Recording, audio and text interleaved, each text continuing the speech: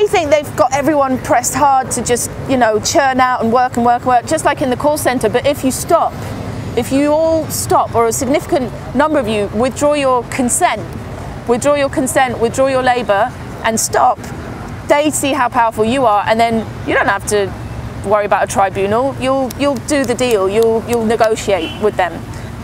Tribunals there as a backup, but it's always the relationships you've got with people in the workplace. And it is hard when you're on different agencies and people on different rates. But I think the moments of action and activism in the workplace where people do something different and challenge the logic of the management and challenge the actual production process, that's where you get power. That's where you get to see each other and sort of find each other, I think. But I think for that we've got a role as well. Like, we're not working in warehouses, we're not, some people are in call centres, but our role is to support those people, you know, is to get outside when they're inside and they've stopped or they've got some strike activity going on, and to support them, tweet about that, you know, get that bigged up, you know. And what is this? 160 pound type A claims, type B is 250. Okay, thank you. Yeah. So, you know, I think there's a real role for solidarity that I've seen in Poland. I don't mean big Solidarność, I mean like, and I've seen it here too actually, with what Unite has been doing with the leverage campaign, which is if you can't quite win it in the workplace, if it's just too oppressive in the workplace, people are getting blacklisted and victimised and whatnot, you've got to take it to the streets, and you've got to take it to the shareholders, and you've got to follow the money and see where are all the different investors and shareholders in a particular company, and you hit them, you know, with lawful protest, but you start to, you know, damage their image. And that's actually something we're quite good at, you know, pickets and protests and going out and being like, you know, you bastards. And that needs to be quite a lot more directed and linked up with actual live struggles happening on the ground. On that tip, I wanted to come back to this gentleman's point, sort of question about what are we accomplishing here, the whole preaching to the choir question. And for me, we're bringing together people. The movement is divided by the causes. It has been for too long. Like, you're either an environmentalist or an anti-militarist, or you're a, whatever it is, you're a union organiser or and you know, unless we're coming together. When Occupy first started, we went to each NGO and charity that we could find. Every single meeting that was attended, that we attended 60 odd in our hometown, and every single one of them, the point came up on the agenda: where are the numbers? We haven't got the numbers, where are they? And we were there saying, we're visiting them and you're all saying the same thing, the numbers are here, we're just dispersed. And that is the point of this, is this, for Occupy, we can come together, Occupy democracy. This time round it's much better organised, we've got an agenda, we've got good speakers, we're moving forward this springboard. I know it may seem futile, but it really is moving quickly. It's just slow. No, this is an entry point. This is an entry point. This isn't the thing in itself. This is where we can meet. This is an entry point. This is making a very important point. But like, the power's not really in there, and it's not really here. It's out there. It's out. It's in workplaces. It's in our homes. It's in our communities. It's in the pub when we talk. You know, there's different networks of power, and this is probably the most invisible form of it, in terms of what, you know, who the sort of organ grinder really is in terms of corporate interests, and how the government is more and more acting like a kind of subcontractor of larger corporate interests, including the army and the police and what they're being paid to do and used to do. What I quite like the idea of, and a lot of you may well disagree with this, because, you know, maybe going through the political route, maybe somebody needs to be, you know, presenting a real alternative. They're doing an energy bill. They're doing an Green energy Party's bill. quite good, actually, yeah. I think Green Party is as close to that as what exists currently, but maybe even something more than that. But I don't know, maybe Green Party would be enough if enough people would vote for them, but that's a different issue how you get people to do that, isn't it? Yeah. Again, because the media is controlled by the man, aren't they? Do you know what I mean? The media is controlled by these guys in there, or rather, the media is controlled by the people that they work for. Do you know what I mean? They all work for the same people at the end of the day, don't they? The media and the politicians. So. Yeah, I mean, I'm not dissing what you guys are doing as what you're doing, as the effort that you're making. And like I say, it's more than what I'm doing, do you know what I mean? Because I wouldn't be out here for 4 days or since 9 days, whatever you've been out here for. Like, I'm too selfish for that, unfortunately, you know? But again, that comes back to up to my upbringing in this consumerist society, doesn't it? So I think you really need to be going for like massive ideological change, helping people realise that this is all a lie. Do you know what I mean? It's not. This is the Matrix. Do you know what I mean? Realising.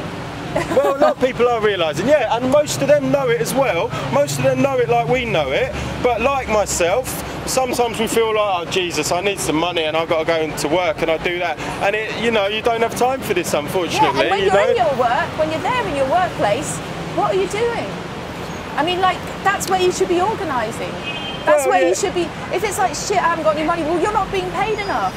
Well, what's the top brass being paid? Where's the money? You know, how are you going to change that aspect of your life to make it more socially just? Yeah, and we can all do our own little bit in whatever way we can do. And for those of you that are doing that, you know, I really respect that and like carry on doing it. But it's what we have trouble with as activists is that we don't want people to say, hey, you're great for staying out here for 9 days. We need people to be inspired to do that themselves, wherever they are. Like, that's actually all we can do. We don't have the resources, and even when you, Eva, say, you know, we need to be supporting these people, it's like we don't have that much resources. We've only, you know, we've got a couple of big Twitter accounts, mind you, but you know, we don't have time. But like, they boycott workfare pickets and days of action, and that only takes like 5 people outside a store. You know, it takes 2 days to organise at least. It can take 5 minutes. Not so much, but then there's other things like trying to talk to people in your area to find out, say, if they're on prepayment meters, like, you know, trying to do some work around the community. So this will be some kind of systematic campaign of spreading the word to normal people, of getting out there every day on the feet, like talking to people, getting petitions filled in and all that, but really going out into like the shopping areas and the business areas and just trying to turn around the people that think that this is alright, the people that don't realise how they're actually being oppressed, you know, because it's quite a luxurious oppression that we are experiencing in Western society, isn't it? And we can quite enjoy it, and it kind of makes us forget about the other like 6 billion people that are not enjoying it, do you know what I mean? And so that is really like, I just think if you had a focus in that way, that would be better than talking about fracking or this and that. Because all of the problems that you're talking about are motivated by finance, aren't they? Yeah, it's all because of money. Money is the root of all evil. Do you know what I mean? It's the lamp of money. All right, it's the way you spend it. Yeah, I got no problem. It's insecurity, you know, I mean, actually. I like money. I like believe. it. Just one thing, if you don't mind, please. Money is a tool. Yeah. There is nothing wrong with money. Money is a simple tool. It's a wonderful tool. It's the best tool. It's a genius tool. And it helps us reach where we are. Just 1 second, please. The problem is with misusing the tool. Yeah. And this is to be talking about corruption. And it's used to control people, isn't it? We need to get rid of corruption. We don't need to get rid of money. It's very important. But how do you get rid of corruption? By increasing the punishment for those who misuse the trust that we trust them with our money. Okay, so you guys, we're still having a collective meeting and a collective conversation. This is a very interesting conversation, but there's some people who've got their... It's very important to make sure and for everybody to understand. Yeah. There is nothing wrong with money. Money is a tool.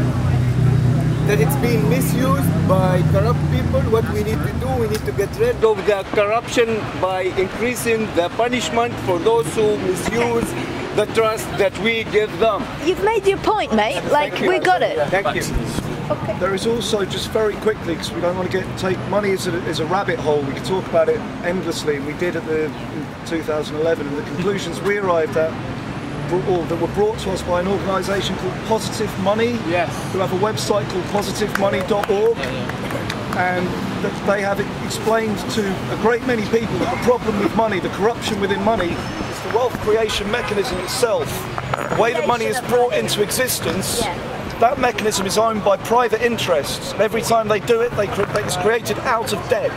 That is the root of the problem. That is how the tool is corrupted. I agree with you. I agree with you. Let's move on, but that's an important. Positivemoney.org. It's in there. Thank you for watching. Great information on that site. I like it a lot. Right?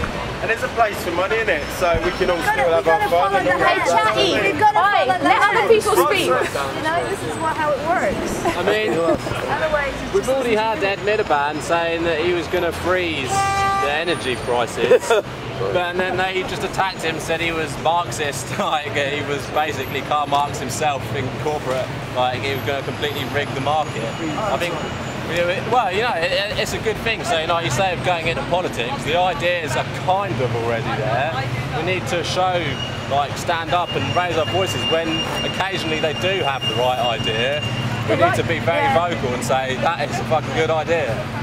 I mean, freezing the energy prices is not actually a very good idea because it doesn't go far enough and people are already dying. It's in the right direction though. It's better than. It's a sop. It's a sop. It's there to kind of appease the electorate. He probably, you know, wouldn't even do it, or you know, we don't even know what, you know, the energy companies might then after this freeze just raise their prices, you know, massively higher.